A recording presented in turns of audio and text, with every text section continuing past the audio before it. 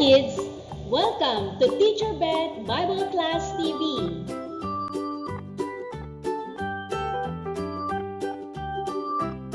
Let's learn and grow together with Jesus.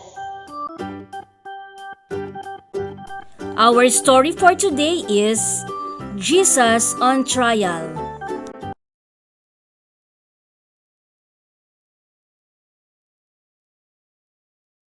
Jesus on Trial. After Jesus was arrested, Peter followed secretly as they took him into the courtyard of the high priest. Peter warmed himself by the fire with the soldiers. He wanted to know what was going to happen to Jesus.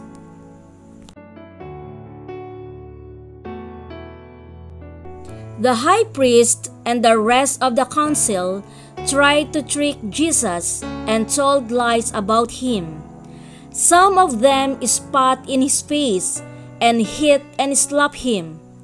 They blindfolded him and said, "Tell us who hit you."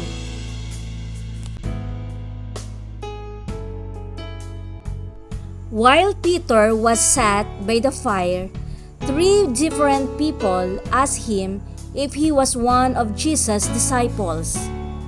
But he was afraid and said he didn't know Jesus. Then he heard the cock crow and remembered that Jesus said earlier that he would deny him 3 times.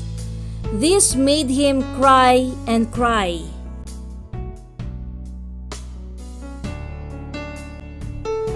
Then the chief priests took Jesus to Pontius Pilate, the governor. He asked Jesus lots of questions, and when he was finished, he told everyone that he could find nothing wrong with Jesus. He declared him to be innocent.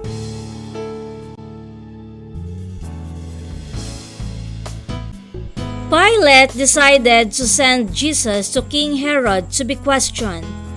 Herod was glad to see Jesus. He wanted to know about all his miracles. He asked him lots of questions, but Jesus said nothing.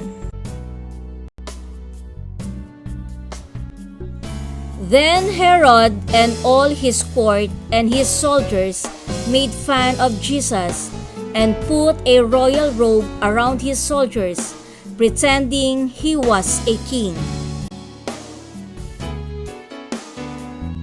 Jesus was taken back to Pilate.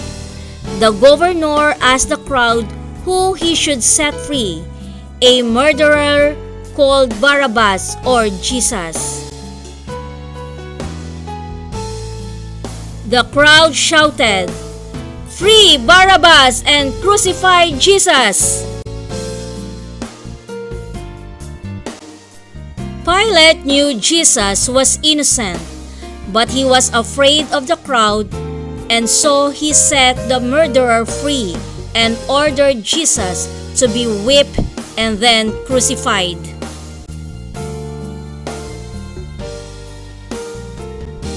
The soldiers took Jesus and put a red robe on him and placed a crown of thorns on his head. Then they began to laugh at him and spit on him and hit him with a reed while kneeling before him and pretending they believed him to be a king.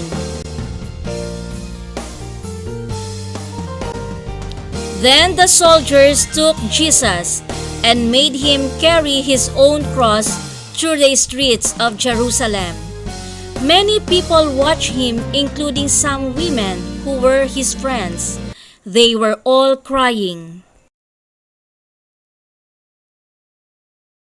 It was very hard for Jesus to carry his cross because he had been beaten so much. One of the soldiers found a man in the crowd called Simon of Cyrene. They made him take the cross from the shoulders of Jesus and carry it out of the city to a place called Golgotha, where they would crucify Jesus.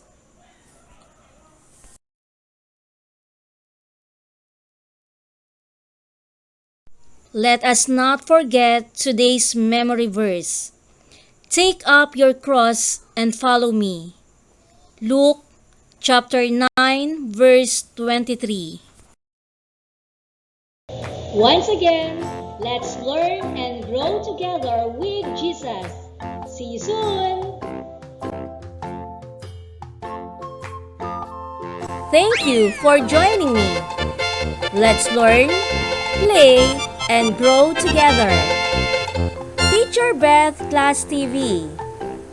Subscribe, like, and share. Thank you.